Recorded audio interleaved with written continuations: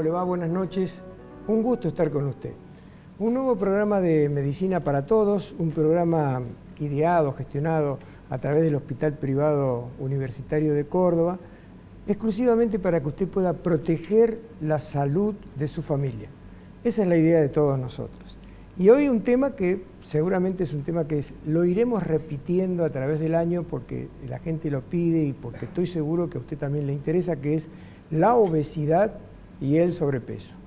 Tamaño tema, y para ello tenemos como invitada a la doctora Fabiana Stolman y al doctor Franco José Signorini del Hospital Privado de Córdoba, y con ellos vamos a conversar para ver todo lo que hace a la gordura, como le decimos nosotros simplemente, y cómo podemos eso manejarlo para que no la gordura nos supere a nosotros, ¿no? Esa sería la idea. Muy bien, a ambos bienvenidos al programa, un gusto tenerlos acá. Vamos a empezar por la punta, si les parece bien. Definición de obesidad. El que quiera la contesta.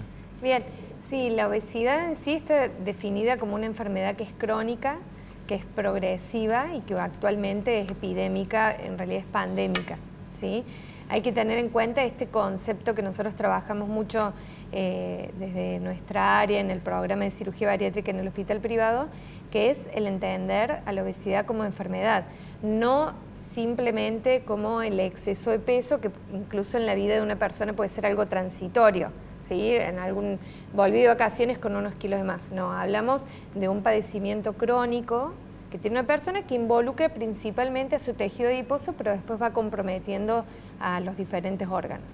Ahora, tratado como enfermedad, ¿hay alguna diferencia orgánica en el cuerpo de la persona que la lleve indefectiblemente a ser obeso? Como si uno dijera un problema de que indefectiblemente va a ser un paciente cardíaco porque tiene una deficiencia coronaria, qué sé yo.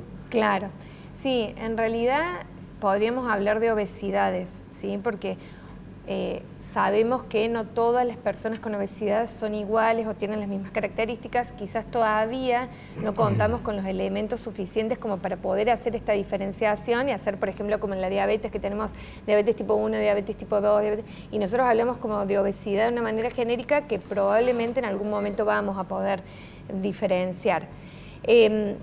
Cuando hablamos de la obesidad en términos de pandemia o esto que nos preocupa, que está la alta frecuencia en la sociedad, nos referimos a la enfermedad multicausal.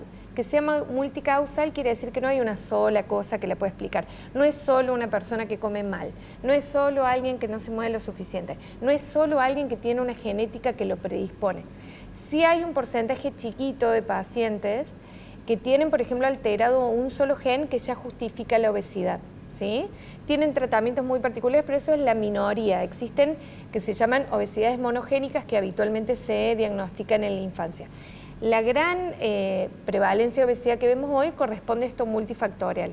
Y con esto lo que vamos es que probablemente hay grupos de genes o de porciones más chiquitas que se llaman polimorfismos de nuestra genética que nos predispone a subir peso con más facilidad, a llenarnos menos, a necesitar porciones más grandes, o sea, diferentes partecitas de la genética que predispone eso y que le hace la cosa un poco más difícil que a otro. Pero en concepto general hablamos de que el gen no es directamente el resultado, o sea, podemos hacer intervenciones, por ejemplo, de estilo de vida, que vayan a facilitar que esa genética no se manifieste. ¿Sí? Está bien. ¿Qué diferencia hay entre obesidad y sobrepeso? Si es que la hay, ¿no? Pregunto. Sí. Sigo porque le vamos a dejar a Franco, que es un muy buen cirujano, para que conteste toda esa parte que yo... Yo lo miré a él porque no había hablado. No habló, pobre, le tocó con una mujer. Está bien. No, podemos decir sobrepeso como una entidad que engloba todo y por encima de lo que se considera, al menos de tabla o por cálculo, un peso normal, todo lo que está por encima es sobrepeso, y de ahí empezar a catalogar en los diferentes grados o hacer la diferenciación. Sobrepeso, si nos manejamos con el índice de masa corporal, que es la relación entre el peso y la estatura, sobre todo en los adultos, porque en niños usamos otras tablas, tenemos que hasta 24.9 está dentro del rango de peso normal, por encima de 25 ya se considera sobrepeso y por encima de 30 obesidad. Explicarle a los televidentes Sí. cómo hacen para obtener la masa corporal, porque hay una división, creo que hay que hacer. Exactamente.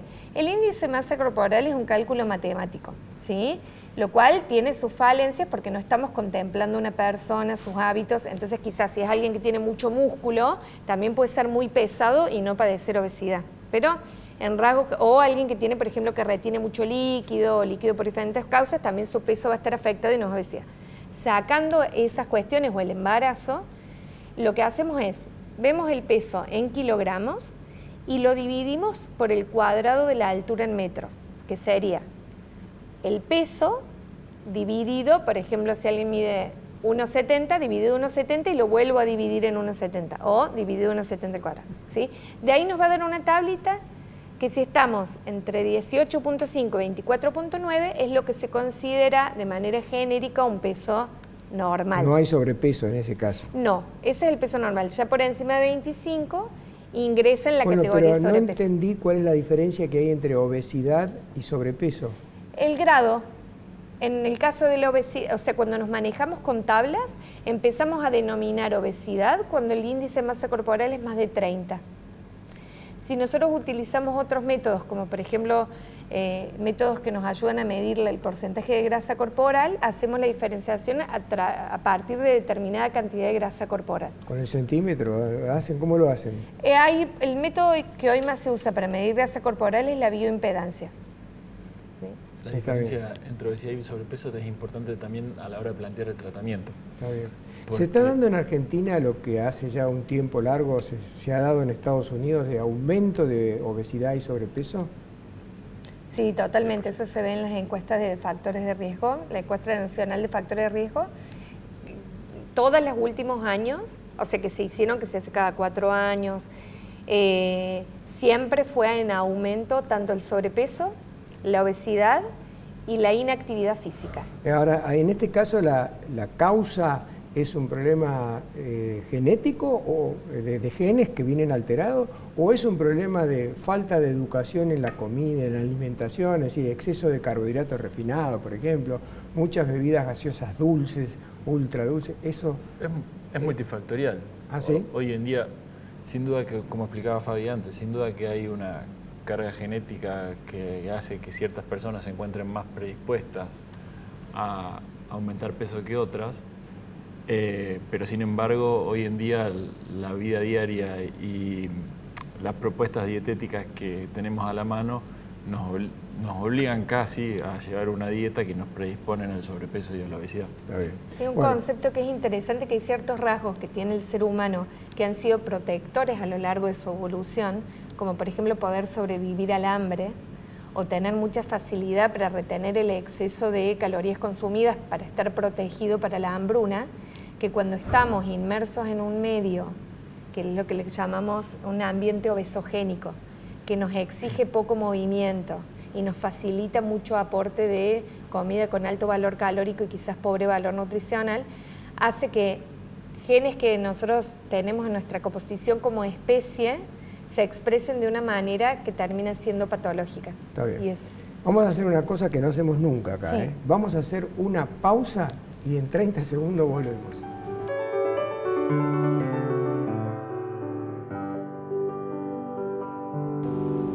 Muy bien, continuamos en Medicina para Todos. Estoy con la doctora Fabiana Stolman y el doctor Franco José Signorini y estamos hablando de obesidad y sobrepeso, un tema que nos atrapa a todos porque siempre tenemos ahí el paso en falso que no nos dimos cuenta, comimos 3 porciones de torta de más y al otro día la balanza nos acusa, ¿no? Ese es el tema. Pero vamos a ir al tema de los tratamientos, porque hay tratamientos para la obesidad y el sobrepeso que nos ayudan a ponernos más en forma como corresponde. Entonces, ¿cuáles serían los tratamientos especializados que hay para este tema que estamos tratando? sí, los tratamientos los hacemos esquemáticamente como de manera escalonada, con un primer escalón que es para todo el mundo, ¿sí? Desde el sobrepeso más leve, desde el que quiere prevenir la obesidad, hasta los grados de obesidad más severa. Ese primer escalón está conformado por la alimentación, o sea, trabajar en la alimentación, calidad, cantidad, orden, cómo nos vinculamos con la comida, hábitos. Todo el escalón, todo el componente de lo que es el movimiento, y decimos movimiento porque incluimos el ejercicio físico como es un entrenamiento, pero también qué tan activos somos en la vida diaria, no estar tanto tiempo sentados, movernos.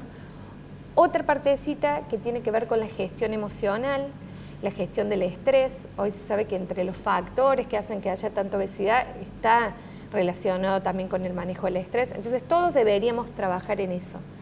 A ese primer escalón también le podemos sumar, por ejemplo, fármacos, que hoy contamos en Argentina con 3 fármacos aprobados por ANMAT para tratar la obesidad, y después ya pasaríamos a otros escalones de tratamientos invasivos y no invasivos, que Franco es el que mejor le puede detallar todo esto. Cuando hablamos de sobrepeso y obesidad lo diferenciamos, como contaba Fabi, con el índice de masa corporal que hablamos antes. Y cuando ese índice de masa corporal pasa a 25 de sobrepeso y más de 30, ya empiezan los niveles de obesidad. Acá muchas veces se proponen medidas ya invasivas, y una primera opción es el balón gástrico. Una opción que está muy de moda ahora es el balón gástrico autoingerible, que es básicamente una píldora que el paciente ingiere y se infla dentro del estómago. Eso lo controlamos por rayos X, y eso ocupa espacio en el estómago y le permite al paciente controlar la ingesta. Perdón, por lo tanto, ¿se infla dentro del estómago y permanece allí indefinidamente? Permanece durante unos 4 meses aproximadamente, y luego se degrada y se elimina de forma natural. La colocación lleva unos 15 minutos, no requiere anestesia, y eso le permite al paciente bajar un exceso de peso moderado, sobre todo un sobrepeso o una obesidad grado 1.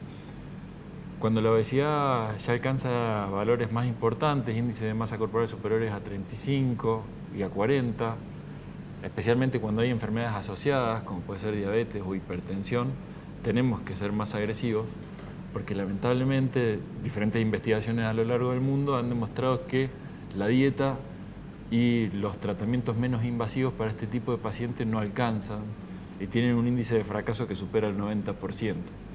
Entonces ahí es cuando un poco entramos en acción los cirujanos. Claro. La cirugía es una opción hoy en día que se ha vuelto extremadamente segura. Hoy en día tenemos menos complicaciones operando a un paciente de cirugía de la obesidad que operando una apendicitis, ¿sí? Como es una cirugía que repetimos sistemáticamente. ¿En qué consiste? Bueno, hay varias opciones. Hay 2 cirugías que son, digamos, las más aceptadas y las que tienen más evidencia en el mundo de su seguridad. Una se llama gastrectomía en manga, que lo que hacemos en ese caso es dividir el estómago y sacar el 80%. Perdón, para que doña Rosa, Sí. si estás mirándote, te entienda. ¿Le sacás el 80% Sacamos del el estómago? 80% del estómago aproximadamente, exactamente. ¿Y qué lográs con eso? ¿Que coma menos? 2 cosas. Una es una restricción, lógicamente, ese estómago queda chiquito y logra acumular menos alimento, entonces el paciente puede ingerir menos volumen, ¿sí? Y segundo, se ha comprobado que sacando esa porción del estómago que extraemos, se generan cambios hormonales muy importantes que permiten una saciedad precoz, que no está necesariamente asociada a un estómago más chico, simplemente el paciente tiene menos hambre, tiene menos ganas de comer. Ahora, ¿qué pasa con la calidad de los alimentos? Porque de repente un tipo viene y dice, me hice una cirugía, me limpiaron el 50% del estómago y entonces ahora como torta, como tomo bebidas azucaradas, es decir, como azúcar, que según algunos, por ejemplo, Atkins la declaró el enemigo público número 1 de la alimentación de la humanidad, dijo. El peor veneno que hay en el mundo es el azúcar. No, acá volvemos a esto del escalonado, ¿no? Claro, ¿cómo hacen con la parte alimenticia? Hacer eso sería como saltearse ese primer escalón que dijimos que todos los pacientes tenían que acceder, que es una educación alimentaria y un plan alimentario adecuado a las necesidades, porque no solo tenemos que trabajar en lo que es la pérdida de peso y evitar la recuperación de peso futuro, sino también que esa persona que se va a someter a un procedimiento de este tipo, como el que mencionaba Franco, no tenga carencias nutricionales en el futuro. Claro. Entonces, la calidad nutricional, la calidad de la alimentación es importantísimo. No es simplemente tener un estómago más chico para comer cualquier cosa. Claro. y no Por ejemplo, una dieta tan promocionada como la dieta mediterránea es lo ideal para la persona. La dieta mediterránea es la que tiene más evidencia de protección cardiovascular, entonces todos los que estamos acá nos beneficiaríamos de llevar una alimentación de ese tipo. Claro. Y bueno, para justamente que no pasen estas cosas, decir, bueno, la cirugía salió perfecta, fue segura y fue bárbaro, fue que se trabaja de manera multidisciplinaria. Exactamente. Los pacientes no es que llegan y se operan esa misma noche, ese mismo día como si fuera una apendicitis o una cirugía de vesícula.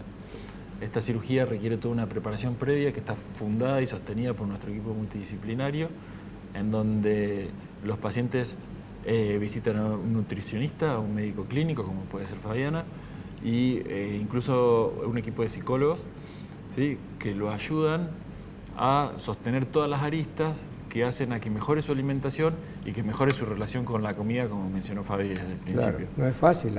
Por supuesto, pero la cirugía sola tampoco va a servir, claro, y no deja de ser una cirugía. Entonces, el paciente lo vamos a poner a una cirugía que tiene excelentes resultados, pero tenemos que aprovechar todas las oportunidades, y por eso el trabajo del equipo multidisciplinario es fundamental para nosotros y para nuestro equipo. Y en la experiencia, ustedes que han tratado a muchos, ¿qué tanto por ciento da resultado positivo y qué tanto por ciento va al bancarrota total? ¿Te estás refiriendo a la cirugía, Rubén? Sí, me estoy al tratamiento que también han explicado ustedes, con cirugía, bien, psicólogo, todo eso. Nosotros en este momento llevamos más de 2.000 pacientes operados. En cuanto a las complicaciones de la cirugía, los resultados son excelentes. Las complicaciones están por abajo del 2%, la mortalidad está por abajo del 0,04%, o sea, prácticamente ningún paciente tiene un fallecimiento asociado a la cirugía. Y en cuanto a la pérdida de peso en el largo plazo, hay una efectividad de alrededor del 90% en los primeros 2 años y el 70%... ¿Es reincidente? No, de efectividad de la cirugía. El 90% le va bien en los primeros 2 años, ¿sí?, y el 70% mantiene ese descenso en el largo plazo. Está bien. Vamos a hacer una pausa, 30 segundos y volvemos.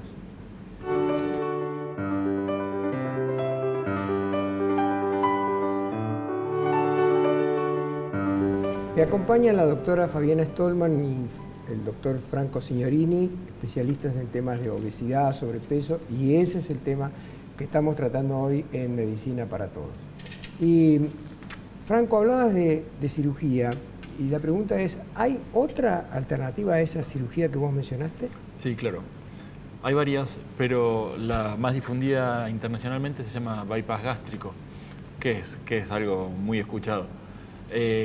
Bypass justamente significa puente, y lo que hacemos en esta cirugía es saltear el estómago, ¿sí? Entonces se divide el estómago, se deja un pedacito muy chiquitito de estómago conectado con el esófago, y a eso se le conecta una porción de intestino distal, lejana. Entonces el alimento... ¿Una porción de intestino? Lejana. ¿Qué significa eso? Que saltea toda la primera parte del intestino. O sea, en cambio de conectar una porción del intestino cercana al estómago, conectamos una que esté más lejos.